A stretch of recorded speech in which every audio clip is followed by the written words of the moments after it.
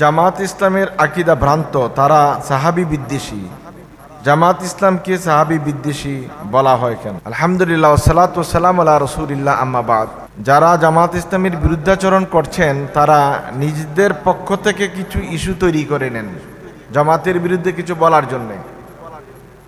যারা রাজনীতি করেন, সাধারণ রাজনীতি, তারাও কিন্তু জামাত ইসলামকে কোণঠাসা করার জন্য কিছু রাজনৈতিক স্লোগান ইতিপূর্বে তৈরি করেছিলেন। জামাত স্বাধীনতা বিরোধী, জামাত রাজাকার, এই কথাগুলো কিন্তু প্রচলিত রাজনীতি যারা করেন তারা আবিষ্কার করেছিলেন এবং এগুলো বাজারজাত করার আপ্রাণ চেষ্টাও করেছেন।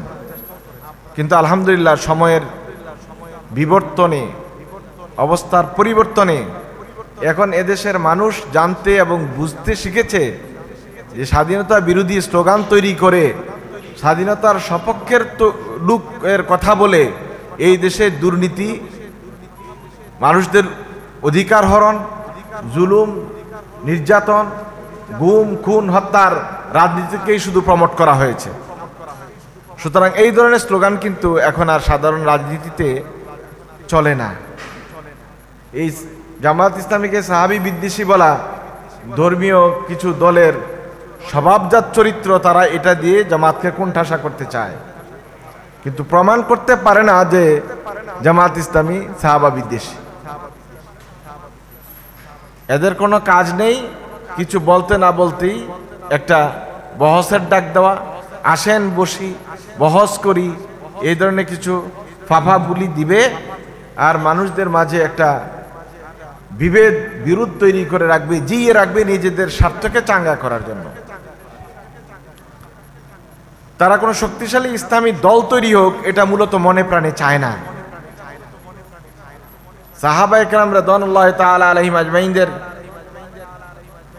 বিপক্ষ হিসেবে জামাত ইসলামকে উপস্থাপন করা এটা পুরানো রোগ। এই বিষয়ে আমরা ইতিপূর্বে বহুবার কথা বলেছি। এটার উদ্দেশ্য হলো ঠান্ডা মাথায় কোণঠাসা করার জন্য এই প্রচারণা, অপপ্রচার। এই অপপ্রচার উদ্দেশ্য প্রণোদিত, হিংসা থেকে উদ্গত এবং নিজেদের দোষ ঢাকার জন্য একটি ঢাল হিসেবে ব্যবহার করা হয়। আমি এ বিষয়ে বেশ কয়েকবারই কথা বলেছি, আজকে আর লম্বা কথা বলবো না। এই কথার মূল কথাই হলো যে মনের বিদ্বেষ থেকেই এই প্রচারণাগুলো চালানো হয়, যাতে করে মানুষের মনে একটি স্থায়ী ঘৃণা তৈরি হয়ে যায়। কিন্তু আলহামদুলিল্লাহ কোনো কোনো সময় অপপ্রচারও বিনা পয়সায় প্রচারের কাজ হয়ে যায়। এটাই হচ্ছে এবং আল্লাহ তাআলা তাদের এই অপপ্রচারটাকে জামাত ইসলামের জন্য পজিটিভ করে দিচ্ছেন। এটা হলো আল্লাহ তাআলার বড় করুণা এবং দয়া। আল্লাহ তাআলা কাকে দিয়ে কি কাজ করাবেন এটা আল্লাহ তাআলাই ভালো জানেন। আল্লাহ তাআলা আমাদের সবাইকে বুঝার তৌফিক দান করুক, আমিন।